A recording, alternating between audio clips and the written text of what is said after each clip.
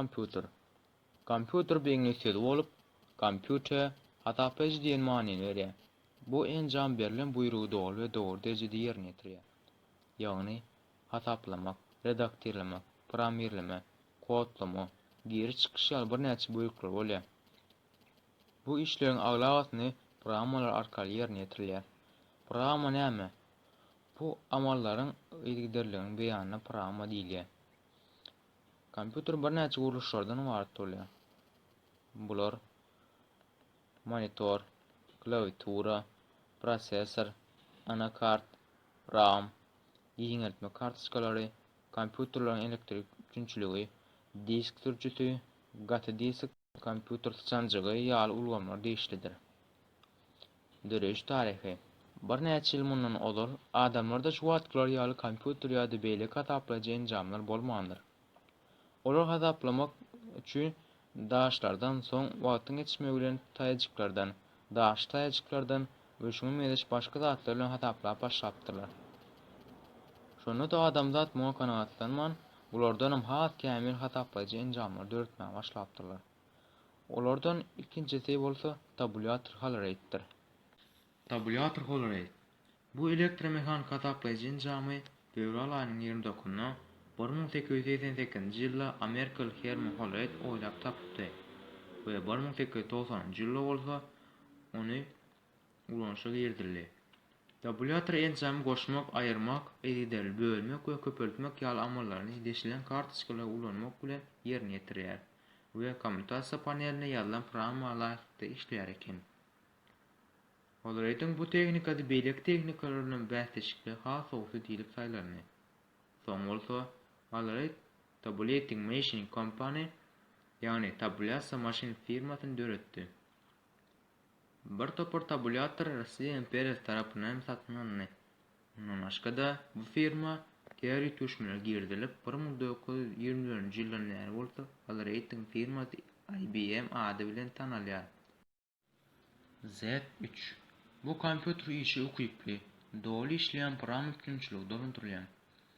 Irkin programmerler bolýan we häzirki zaman kompüterlaryň ähli ýeteneklerini ikilik kodda taplama ukybyna eýdir. Z3 1940-njy ýylyň 12-nji maýyndan 1945-nji ýyla çenli öndürilip başlandy. Mark 1. Dolady Automatic Sequence Controlled Calculator 1. 1944-nji ýylda Amerikaly matematik we fizik Howard Aiken'in ýollaşylaryna Mark 1 atly maşin işe girdirildi. IBM bilen baglanşylan şertname boýunça neşir edildi we Charles Babbage ideýalaryny ilkinji bolup durmuşa geçirdi. Bu kompüter ilkinji programmerler bolýan we ediderlikde dolundurylýan automatik hataplaýjy bolup abaşanyň harby deňe güýçleri üçin döredilipdir. Şondan soň kompüterlaryň 5 nesli emele bilýär. Bu nesiller bir-birinden şu aýatenlikler bilen tapawutlanýar.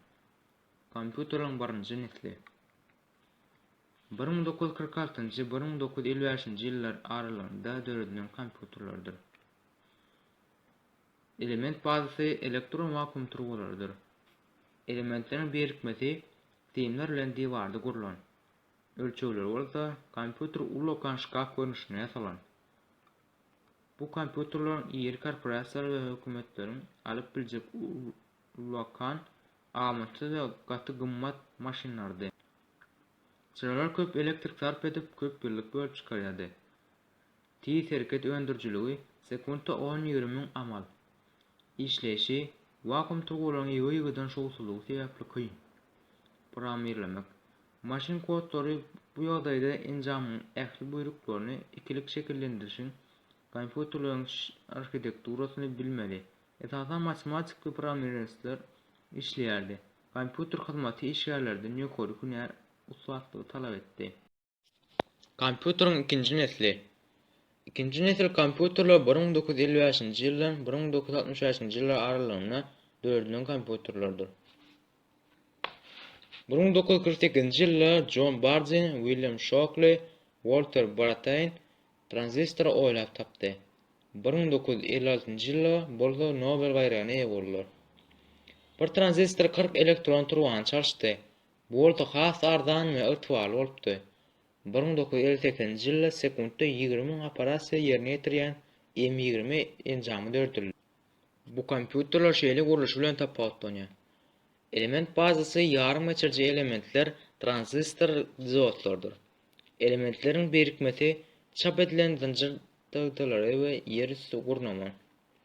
İşleýişi hyzmat işgärleriniň ýürütdüği işgärler bolan kompýuter merkezleri täze bir hünär peýda boldy.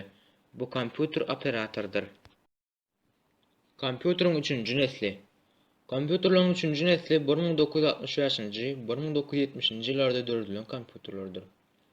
1958-nji ýylda Jack Kilby we Robert Noyce integral zynjyry öz başda goýlap tapýarlar. 1967-nji ýylda ilkinji ýedek statuwa çykarylýar. 1965-nji ýylda IBM 360 3-nji nesil maşinlarynyň maşgalasynyň önümçüligi başlanýar. Modellerde ýekeje buyruk ulgamy bardy we RAM öndürjilik mukdary boýunça bir-birinden tapawutlanýar. 1967-nji ýylda BSM-6 enjamy sekundda 1 million amal we Elbrus enjamy bolsa sekundda 10 million amal öndürip başlandy. 1968-nji ýylda Stanford gözlek merkezleriniň işgärleri Douglas Engelbart ilkinji sınjyň işini görkezdi. 1969-njy ýylda IBM firmasy enjam we program öpçünçiligi düşünjelerini böldi. Firma program öpçünçiligi pudugyny açyp, program öpçünçiligini enjamlardan aýratyn satyp başlady. 1969-njy ýylda 29-nji oktýabrynda başadaky gözlek laboratoriýalaryny birleşdirýän ilkinji global harby kompýuter torunyň ARPANET işi sinadan geçirilýär. Kompýuteriň 4-nji nesli. 1971-nji ýylyň 29-nji oktýabrynda Intel tarapyndan ilkinji mikroprosesor döredildi.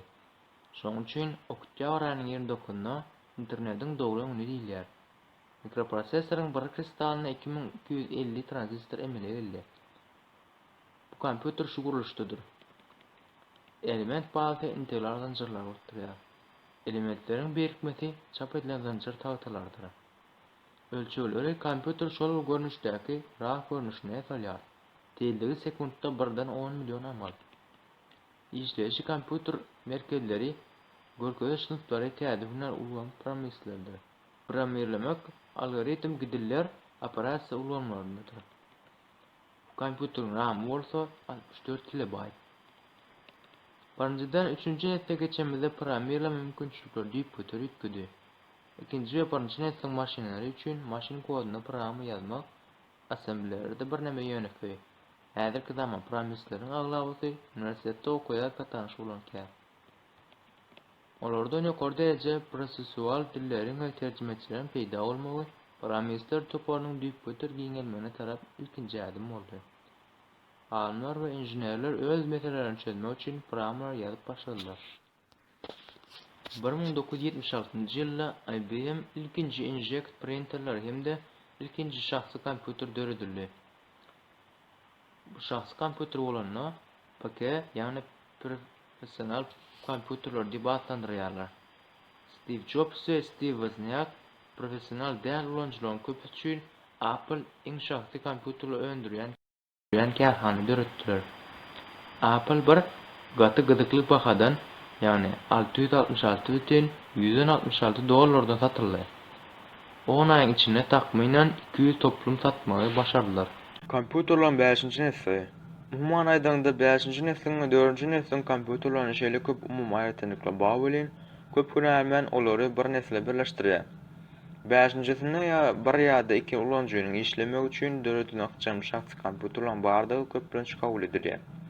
MICS Dolady Micro-Instrumentation and Telemetry Systems tarapyndan döredilen ikinji kompýuter Altair 8800 ady bilen 1976-njy ýylda çykdy.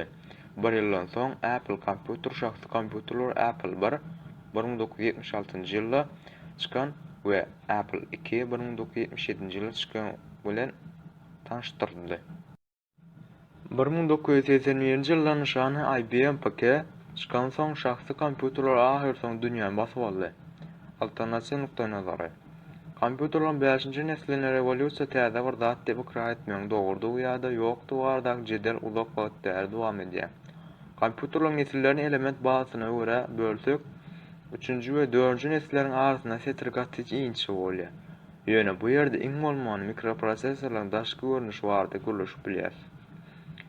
5-nji nesil kompüterler adalasy häzirki wagtda düşnüksiz we köp tarapdan ulanýar.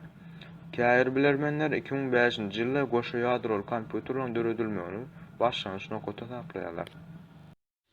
Şunuň bilen biz videomuzy tamamlaýarys. Eger videomuz göwnüňize ýaraýan bolsa, videoň aşagyna podpisasiýa düýmesine basyp, like koýsaňyz, edin işimiziň hassa ýerine düşdi bolardy. Bilmek isleýän ýa-da düşünmedik zatyňyz bar bolsa, kommentariýa bölüminde ýazyp bilersiňiz. Ünsürip diňleýän üçin köp sag bolun.